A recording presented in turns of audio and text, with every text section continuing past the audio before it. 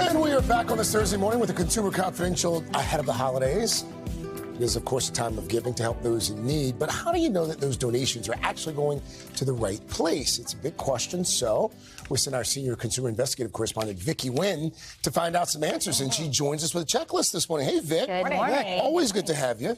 Let's start with those crowdfunding websites, because these have become wildly popular in recent years. And a lot of them seem like they're going to a good cause. How do we know for sure that these are legit? They are so popular, but something you may not know when you give to a crowdfunding site, one of the biggest is GoFundMe. Yeah. You are giving to the person who organized that fundraiser, right? I just did this. I gave to some family members who were organizing a fundraiser for someone else that had to do with colon cancer. They actually have control of that money. So if I organize a fundraiser for Al Roker, but it's me, I get the money. So am I a trustworthy person to pass that along to Al, and that money is going to the cause that I say? And let's make sure it's for Al Roker, not Al Rokert with a T, right? Because there are a lot of scammers who will try to copycat Hurricane Ian or some other recent disaster, and that money's actually not going to the victims that you intended to go to. And in a sense, to that point, a lot of the red flags involve organizations that sound like an organization you've heard of. Yes. So you've heard of the American Cancer Society. Yes. Have you heard of the American Cancer Society of Michigan? No. That sounds legitimate. Sure. It's not real. So that's why you have to be very careful when you're looking at the organization. Is it truly the site? So how do you find out? You do a search, and you want to make sure that that actually is a real organization that exists. The other thing you want to be aware of is if you're getting a text or an email that says, "Thank you so much for donating," and you go, "Wait, well, I don't remember donating." Clicking that link, that's a phishing or smishing scheme to get personal information out of you. Smishing is when it comes through your SMS messaging, right? Anytime that an organization is a little unclear or vague about what exactly they're doing, where exactly that money is going, that should give you pause.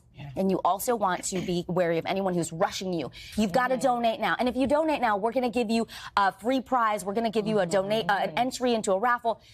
Typically, charities don't do that. Right. Is there like a website or anything you can go to type in the charity and see if it's legit? Yes, Dylan, it's irs.gov. It's easy. But you want to search tax-exempt organizations. That's how you can figure out whether or not that organization has an employer identification number, an EIN. That tells you it is a real legitimate organization that's filed with the IRS. You can get a tax deduction for your donation. So do that search on the irs.gov website. Of course, there are others. Give.org, Charity Navigator, Charity Watch. Those are all legitimate places where you can look at where does the money go? How much of it goes to administrative overhead versus the actual cause that you care about? And you also want to enter the name of that charity you're thinking about and the word review or the word scam, because that will pop up in an internet search if there have been problems with that organization. That's interesting. All right, so if there are anything else besides the watchdog sites for you to check out before you donate? So you also want to make sure that you are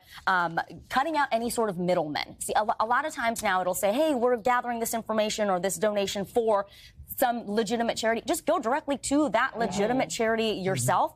Check the end of the URL. Is it a .org or is it a .com? Often the .org is the legitimate charity versus the .com, which can be confusing. That's not a one-size-fits-all, but it's one additional clue for you. And finally, when you are making a donation, never donate using a gift card or a wire transfer.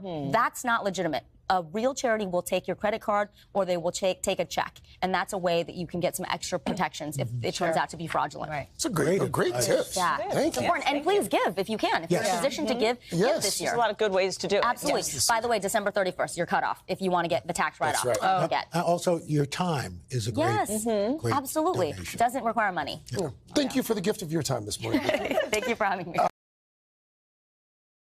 Hey, thanks for watching our YouTube channel. Find your favorite recipes, celebrity interviews, uplifting stories, shop our favorite deals, and so much more with the Today app. Download it now.